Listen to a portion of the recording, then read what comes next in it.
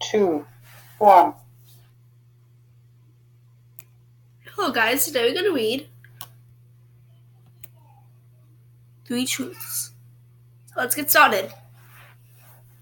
The two men perched on a steep hillside, watched from a safe distance as an invading army destroyed the city below them.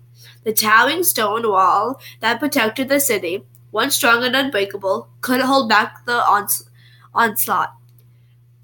Even over the sound of war, the watchers could hear the yells of the invading commanders directing the soldiers. No man, woman, child, or beast was to be left alive. The instructions were carried out with swords and spears, and the slaughter was completed in the space of a day. The two watchers, Daniel and Carrot, understood the implications of what they'd witnessed. The destroyed city was not the one from what they hailed. No, the city was the next closest, about a 2 days' march away. Nearly a year earlier, along with several other soldiers, the two men had left the city on a mission to escort an ambassador to a faraway land. The mission had soared, and the ambassador was now dead.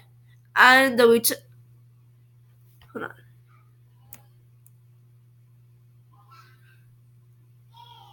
On the return journey, the other soldiers had become victims of either the desert heat or non-biotic attackers.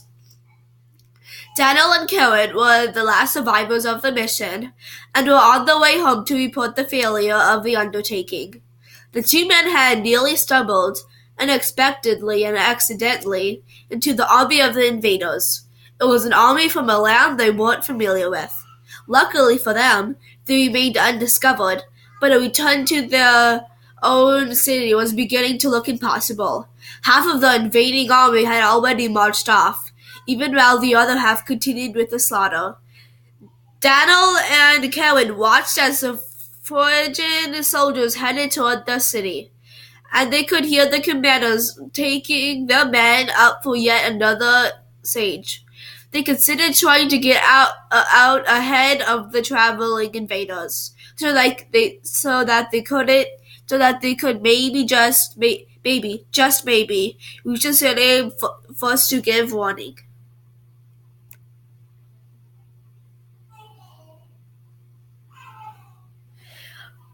But the quickest route was through a small canyon, which was the same route the invaders were taking. They knew it would be impossible to follow that course and not be spotted. They chose a longer route and hoped that the extra distance would be negated by the fact that the two lowly men could travel faster than the invading army. Upon their arrival, they found that they were too late. The city was already surrounded by the last half of the invading force. Soon, the rest of them would arrive, and the attack would begin. Daniel and Cohen didn't have to discuss it. They both knew the city's fate would be the same as its neighbor. The invaders wanted this land for themselves, and their army was mightier than they'd seen before. It seemed as if it was guided by an unstoppable force. The walls of the city would fall even faster than those of the city that came before.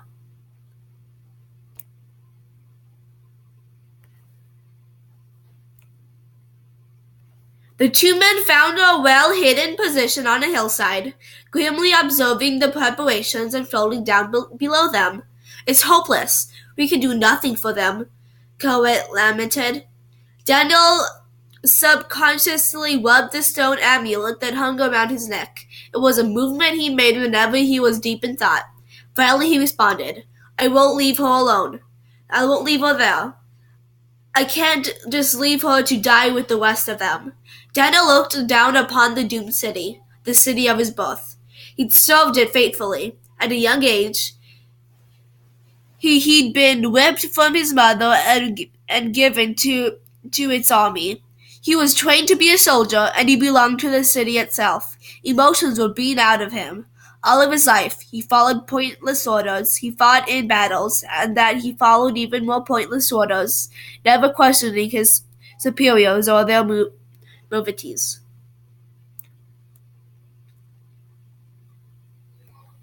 As he searched the scene, he wasn't surprised that, save for one, he felt no concern or pity for the inhabitants he served.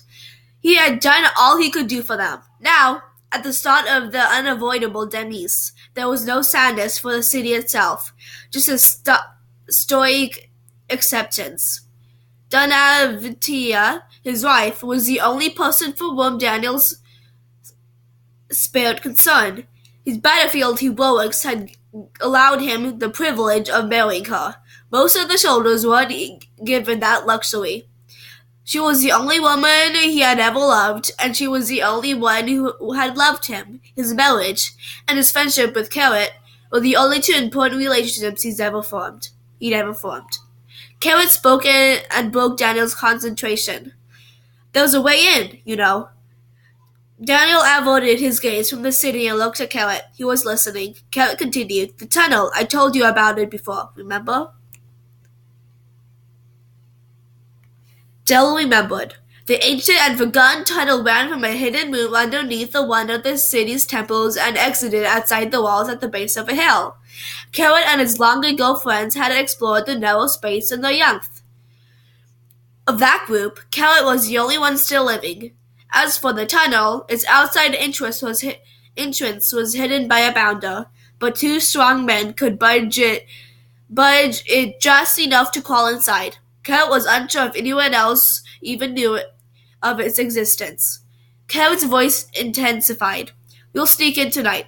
The Enter army isn't here yet, so we should be able to make it past their lines. He pointed to a spot towards the southern end of the city, outside its wall. Look there.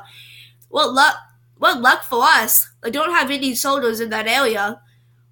That's where the tunnel's entrance is. A small group could easily sneak in and out.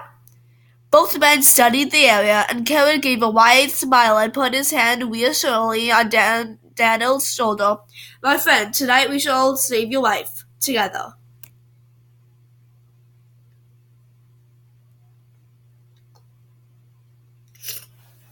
Daniel loved his amulet and responded, Let's get some rest. We have much to accomplish tonight.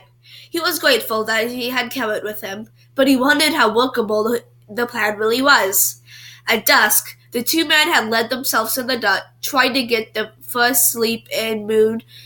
Trying to get the first sleep in 3 days. The plan was straightforward. They would wake up after the moon slipped before the horizon and seek their way to the mouth of the cave. They would quietly move the boulder aside and slip into the city. Once they were inside, nobody would bother them. They would retrieve Donatia and slip back out. Daniel's sleep was fitful, and he dreamed of both Donatia and the strange figure who stood behind her while she danced. The figure was merely a silhouette of a large man, with no features distinguishable upon its face.